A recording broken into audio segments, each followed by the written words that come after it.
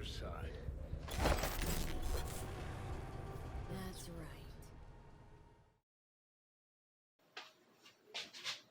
Oh, didn't see you there. Welcome to the Nerdington Post. I'm Walter, and hats off to my co-host Will. Wilson Billingsley Williamson. Congrats to getting married. Hats off to you, buddy. But yeah, Merry Christmas. Down under, boys.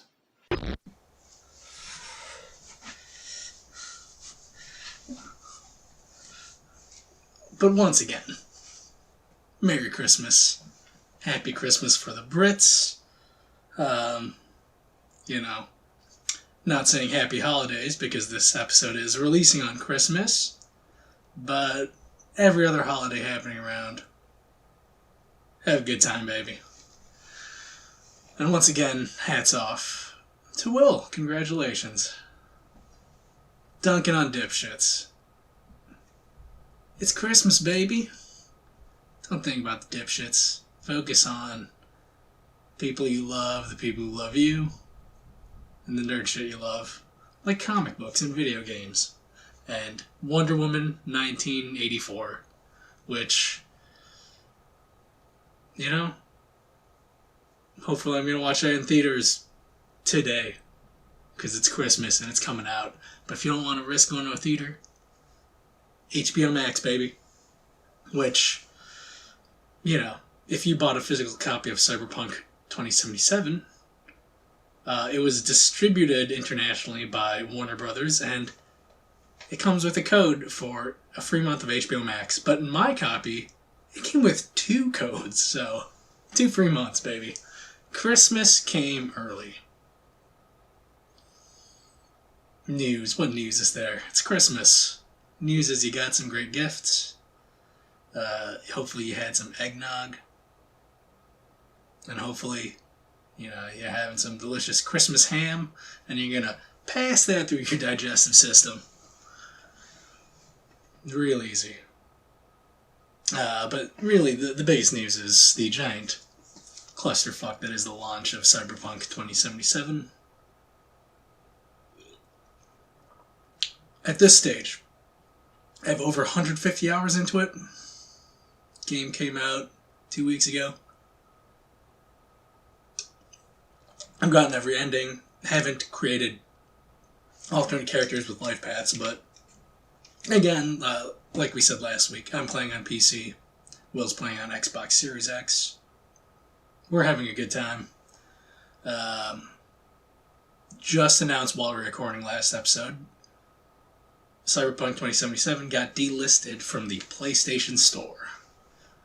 Yeah, it's that much of a mess. Well, it's weird because I check in with Jim Sterling every now and then, and he highlights broken pieces of garbage on the PlayStation Store that are way more broken than Cyberpunk is, but I think Cyberpunk is highlighting the holes in the PlayStation. In one, it's a good thing because it's highlighting the holes in their certification system because, yeah, it is. People are having a lot of problems with it playing out on base Xbox One, base PS4.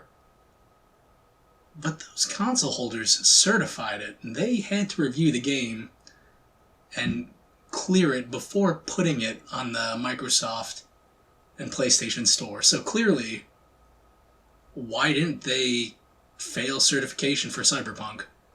So hole number 1. Hole number 2, it's poking out how shitty the return policies are on those digital stores.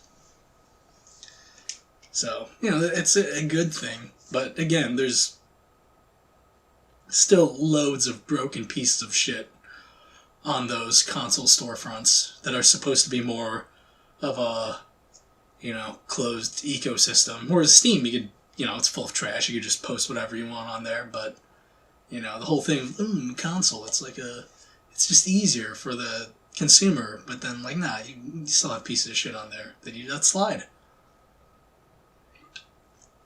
Yeah, but Cyberpunk, in terms of frame rates, I played Skyrim on PS3. According to Digital Foundry, it, all I'm remembering is the frame time graph, but yeah, it's about on par with those Bethesda PS3 versions, which weren't great. But I don't know. Yeah.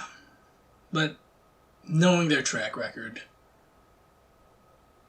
how they just released a bunch of free updates for Witcher 1, a bunch of free updates for Witcher 2, Witcher 3, because that didn't run too smoothly on PS4 at launch. They'll get it done.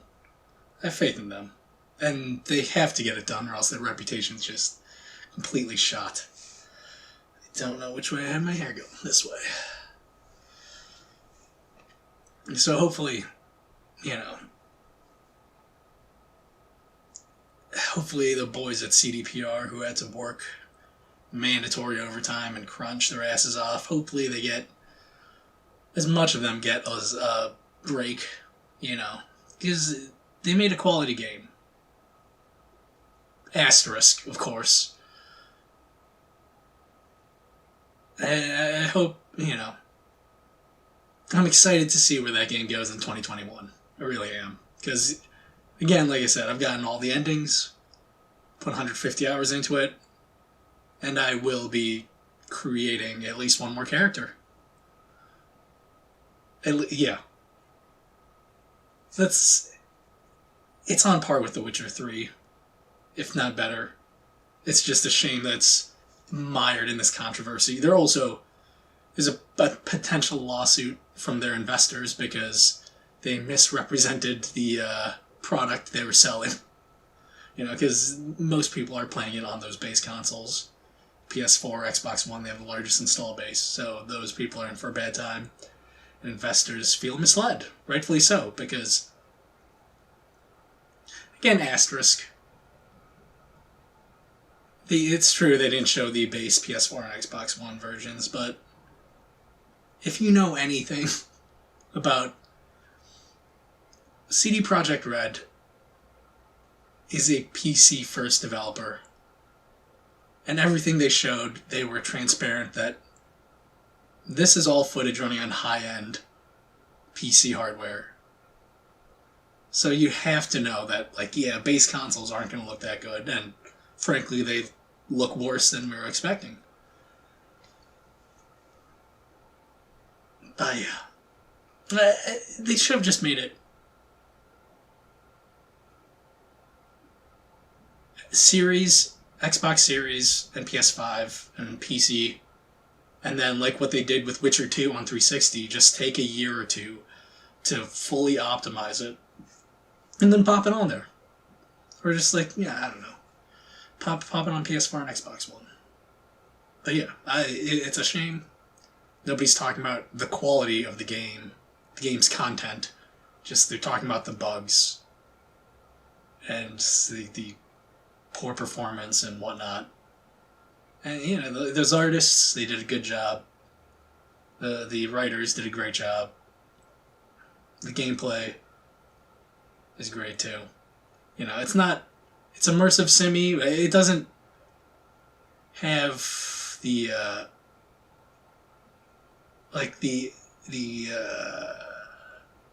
fine tuning and a sharp design as something like a Deus Ex, but it gets close enough, but while also giving you better writing and an open world and just a more interesting setting. So it's.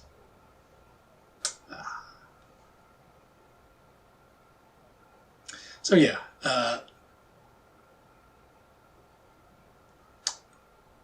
special content right here. Game Center USX, Reductive Review. Cyberpunk 2077. I'm loving it more than The Witcher 3. 5 out of 5 stars. Asterisk. You knew?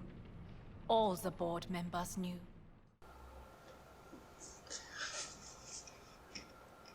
In other news, Bokeh Game Studios, which we talked about 2 weeks ago, which is headed by the creator of Silent Hill, Siren, Gravity Rush, who left Sony early in the year and started Bokeh Game Studios.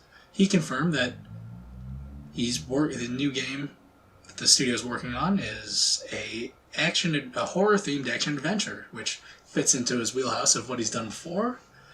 And, you know, I'm excited. I am excited. Expected 2023. Yeah, I really can't... What's their news? There's a bunch of visual novels coming out to the West. Where the only visual novel I've liked is Aegis Rim, 13 Sentinels, which I'll definitely be bringing up when we have our Game of the Year episode coming up in a couple of weeks. Who knows when scheduling works out. Hopefully Will and his wife are having a good time, with their holiday vacation / honeymoonish. I don't know, man. Maybe Will will talk about that when he comes back. Do-do-do, do-do-do. We're hanging out in a robe.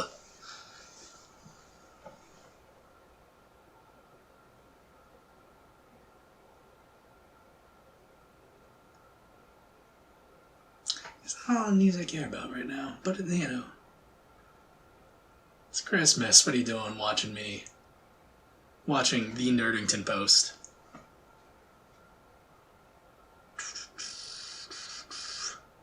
You should be spending it with your family, your slam piece, I don't know.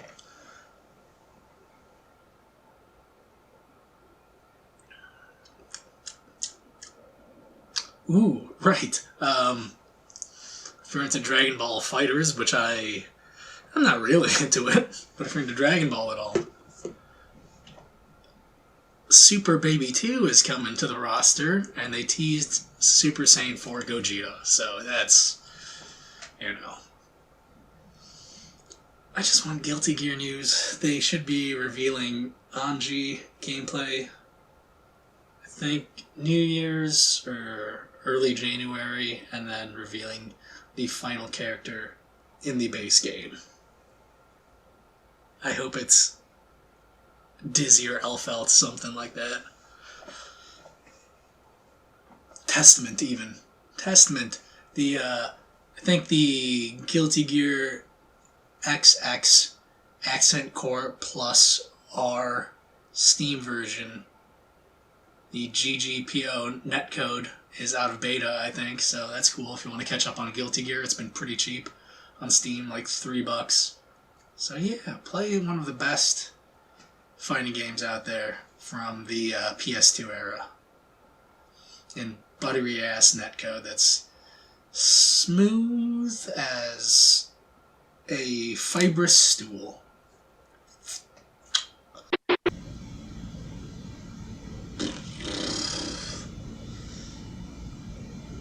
As a gift to you, you're going to get a special top 5 list from hit YouTube lister BroDown. Welcome to the BroDown with BroDown, baby. Today we're broing down to my top 5 Cyberpunk 2077 characters, baby. With minimal spoilers. Number 5, River Ward. Honest cop in this crooked town, and you get into some David Fincher shit. Number 4, Judy Alvarez, my waifu. She introduces you to brain dances in the main story quest, and things get saucier from there. Number 3, Pan Am Palmer, my would-be waifu, but unfortunately for my female V, she's not into women. You get into some Fast and Furious shit. Family. Number 2, V. If you were expecting a blank slate along the lines of a Bethesda RPG character, go fuck yourself, bro. Although you get to choose V's dialogue and background, V leans closer to being a more defined character like Geralt of Rivia, which gives the narrative opportunity for V to have a more defined character arc and development. Number 1, Keanu fucking Johnny Silverhand Reeves, baby. Numero uno, No spoilies, please. Smell you later. That's been BroDown's top 5 Cyberpunk 2077 characters. Yo! Thank you, Brody, for that wonderful list. Yes. And thank you, Will, for having the idea of wanting to do a podcast. It's kept us busy during quarantine, giving us an excuse to have social interaction, you know, for everybody else socially interacting. Because me and Will, we keep it safe. We, you know, if anybody's feeling a little ill, we're not going to meet up and shit. And our mask up, sanitize our hands, and fuck. Hopefully we could all get these vaccines soon. If you're an anti-vaxxer, go fuck yourself. But yeah, Merry Christmas. Happy New Year. We're going to release the thing before New Year. Happy 2021, baby.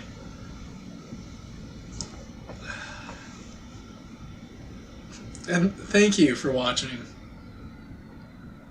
If you dig what we do, like, comment, toss us a sub, baby. Oh, I forgot to mention this when this happened, but yeah, over 100 subscribers now. Thank you very much to anybody who's watching this and subscribing. Genuinely, this channel I started 9 years ago, and yeah, I don't know. It's been a very infrequent stream of content, but again, thank you, Will, for coming to have the idea to do a podcast to keep it regular. You know, just having some creative output during this weird year. And, you know, thank you for watching. Mwah. I love you. Will does too. I don't know that he does, but I'm sure that he does. 95% sure. But I shan't speak for him. That is for him to say to you. Goodbye.